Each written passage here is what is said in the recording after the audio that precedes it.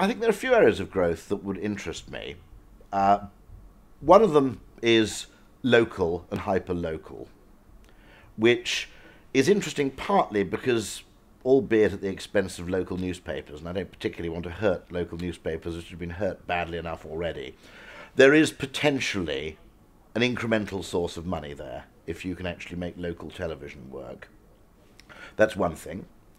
Another thing, which wouldn't require advertiser funding at all, which still fascinates me as one of these dogs that doesn't bark in the night, is very expensive pay TV. By which I mean I'm talking sort of, £20 to watch a West End play at home, or £40 to watch a training film paid for by your employer. It seems strange to me that Sky Box Office, with a single exception of boxing, tends to sort of tap out at around the £3 to £4 level.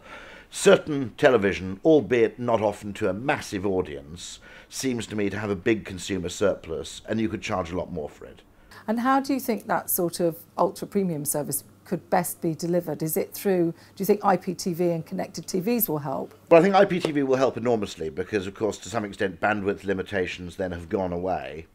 And I would regard it as quite normal, in fact, standard, that if a West End play ends its run, I would expect that then to go up on IPTV as a way of gaining incremental money from something which otherwise... So the filming of, for example, West End plays in particular would really interest me. It particularly interests me because I actually like theatre but hate theatres.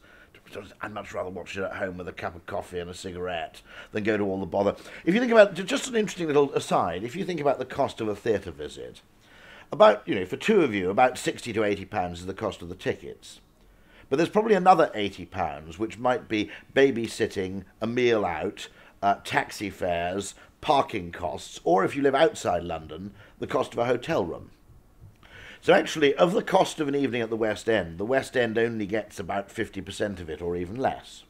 Now, the possibility to actually go on television direct to your audience, or indeed in some cases, the use of digital cinemas to show that kind of niche but high-value content, seems to me to be unexplored. And it's a really interesting area to look at. Working in advertising, are you concerned that people might spend a lot of time on social media whilst they're watching TV, that they'll be doing other things, that they're not going to be focused enough? You bring me neatly onto my second area of interesting development, which is multi-screen consumption. So it seems to me that what we haven't yet worked out properly, although there's some, actually, in a few cases people have got close, is that the typical household is often consuming information on multiple screens in parallel. I suppose the £1 million drop was a good attempt, is no one yet has invented poker for 5 million people.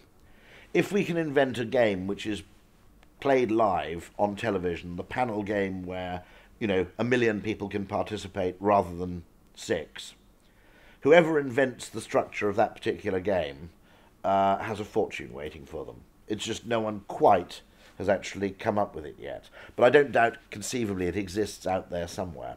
There seems to be a gap in the market in the places I've identified. Whether there's a market in the gap is a secondary question. But those do seem to be areas which effectively over-the-top TV, IPTV, will actually completely bring about a kind of disintermediation, because actually we no longer have those bandwidth constraints and the need for intermediaries to funnel content to us that we once did. And it's the last area, I think, of media to see the complete freeing up of bandwidth constraints, and therefore the limitations to some extent to fragmentation. When programs are actually freed from scheduling, one of the things that will happen is that social media will actually be quite useful in promoting the cream to the top. So what you might call, something that's great, but that something that's great, but it's been put out on an absolutely obscure non-channel at 3 o'clock in the morning, has the chance, it's a slim chance, it's always really, really slim, okay? This idea that actually you'll end up through social media with a completely deserving TV market where everybody's watching exactly the things they should, That's not going to happen. But there is still a chance that really niche programming can go big.